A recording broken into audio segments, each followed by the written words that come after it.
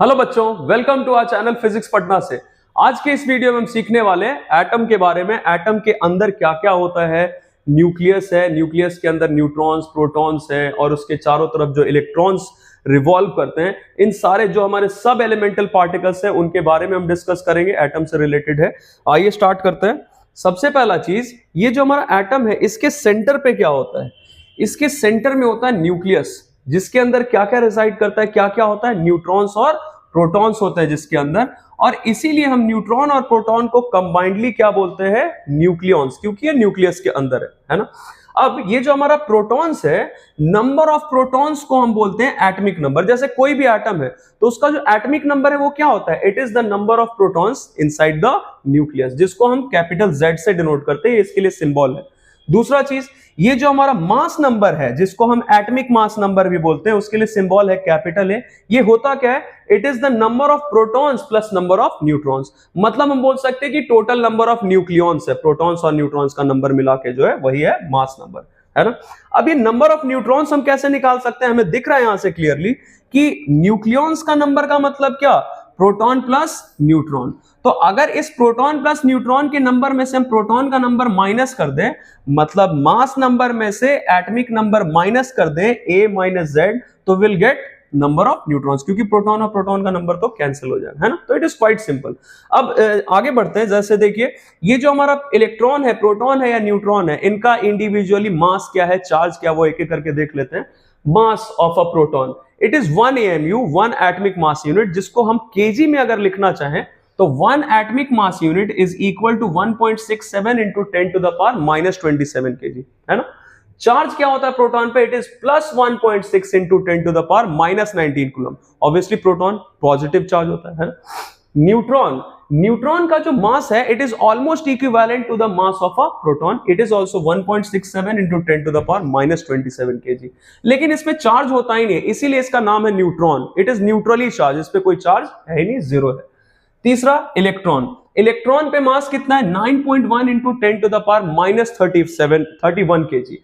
इन तीनों में अगर कंपेयर करें तो सबसे हल्का ये होता है, सबसे लाइटर है इलेक्ट्रॉन, है ना। और इस पे चार्ज होता है minus 1.6 into 10 to the power minus 19 coulomb. बहुत बार मैंने सुना है बच्चों को बोलते हैं, डायरेक्टली शुरू हो जाता है 1.6 into 10 to the power minus 19 coulomb. तो अगर हम डायरेक्टली 1.6 से स्टार्ट करेंगे तो उसके पहले कोई साइन अगर नहीं हमने बोला है तो क्या अज्यूम्ड होगा, कि प्लस है, तो वो तो हमारा प्रोटॉन का चार्ज है, इसलिए हमें हमेशा स्टार्ट करना है माइनस से। ओके। हमसे अगर पूछा गया कि mass of an electron is how much times the mass of a proton, मतलब कंपेयर करने के लिए, तो mass of electron is 1/1837 times the mass of a proton. कहीं कहीं पे आपको ये राउंड ऑफ करके 1840 लिखा मिलेगा, लेकिन एग्जैक्टली हम ये वैल्यू लिख सकते हैं, है ना। तो आइए चलिए आगे बढ़ते हैं। ये सारा तो इसका हमने आइडिया ले लिया मास का और चार्ज का। अब जैसा हमने अभी डिस्कस किया कि जो इलेक्ट्रॉन्स है वो न्यूक्लियस के चारों तरफ घूमते हैं अपने स्पेसिफाइड ऑर्बिट्स में, तो नंबर ऑफ ऑर्बिट्स है जिसको हम शेल भी बोलते हैं, शेल या फिर ऑर्बिट। तो किसमें कितना नंबर ऑफ इलेक्ट्रॉन्स होगा, उसके लिए हम क्या करते हैं, 2n², जहां पे n क्या है, n is the number of shell या नंबर ऑफ ऑर्बिट। जैसे सबसे पहला वाला जो शेल होता है जो न्यूक्लियस के ठीक बगल में, इसको हम बोलते हैं k शेल, फिर इसके बाद वाला l, फिर m, ऐसे करके n ऐसे बढ़ता जाता है। तो ये सबसे पहला शेल है, ये 1, ये दूसरा शेल, ये तीसरा शेल। तो यहाँ पे हमारा n जो है वही इंटीग्रल वैल्यू है 1, 2 या 3। तो हम ये फाइंड कर सकते हैं। जैसे हम मान लेते हैं k शेल में कितना नंबर ऑफ इलेक्ट्रॉन्स रहेगा, है ना, एट मोस्ट ज्यादा से ज्यादा इतना हो सकता है। तो k शेल में हमारा नंबर ऑफ इलेक्ट्रॉन्स कितना रहेगा, k शेल में दैट इज 2, n की जगह हम क्या रखेंगे, 1, तो 1 का स्क्वायर किया तो इट बिकम्स 1 का स्क्वायर होगा 1 मतलब 2। फिर l शेल में 2n², n की जगह रखा 2, 2 का स्क्वायर मतलब 8। फिर m शेल में 2, n की जगह क्या रखेंगे, 3, तो ये हो जाएगा 18। ऐसे करके बढ़ता चला जाता है, 2, 8, 18, 32, ऐसे करके इलेक्ट्रॉन्स का नंबर बढ़ता चला जा रहा है ना। एक चीज और, हमने पढ़ा होगा आयंस के बारे में, कटायंस एंड अनायंस। तो ये कटायंस एंड अनायंस बनता कैसे है, अगर कोई इलेक्ट्रॉन गेन करता है या कोई इलेक्ट्रॉन लूज करता है तब कटायंस या फिर अनायंस फॉर्म होते हैं। तो आइए जरा हम इसका भी आइडिया ले लें। ये जैसे हमें दिख रहा है कि सोडियम का एटम है, अभी फिलहाल इस पे कोई चार्ज नहीं है, इस पे चार्ज नहीं है, मतलब ये न्यूट्रली चार्ज है। क्यों भाई, क्योंकि इसमें जो नंबर ऑफ प्रोटॉन्स है ये भी 11 है और नंबर ऑफ इलेक्ट्रॉन्स भी 11, जैसा आपको दिख रहा होगा 2, 8 एंड 1, दैट इज 11।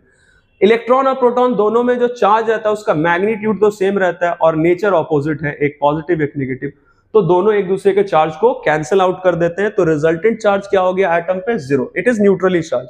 अगर ये एक इलेक्ट्रॉन यहां से लूज कर देता है तो इसके पास कितने इलेक्ट्रॉन्स बचेंगे? 10।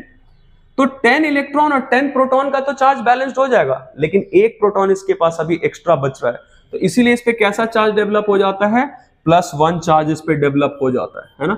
लाइकवाइज अगर कोई इलेक्ट्रॉन लूज कर रहा है तो पॉजिटिव चार्ज डेवलप हुआ, अगर गेन कर ले तो नेगेटिव चार्ज डेवलप होगा। जैसे क्लोरीन एक इलेक्ट्रॉन गेन कर लेता तो Cl- चार्ज उस पर डेवलप हो जाता है ना। तो it is quite simple.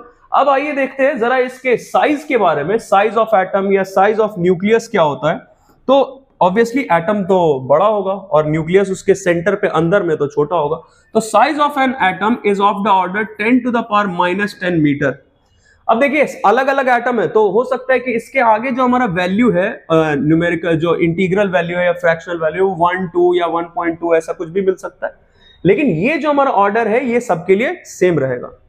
Okay, तो that is the size of atom. और ये किसके इक्विवेलेंट होगा? 1 एंगस्ट्रॉम। हमें शायद पता हो कि 1 एंगस्ट्रॉम में 10⁻⁻10 मीटर होता है ना। अब देखिए साइज ऑफ न्यूक्लियस क्या है, ऑब्वियसली ये छोटा होगा, तो इसका एक रेंज है 10⁻⁻15 मीटर से लेके 10⁻⁻14 मीटर के रेंज में रहता है साइज ऑफ न्यूक्लियस है। तो it was all about atom an atom. Atom के अंदर क्या क्या है, उसका सब एलिमेंटल पार्टिकल्स, उसका मास, चार्ज, ये सारा चीज हमने डिस्कस किया।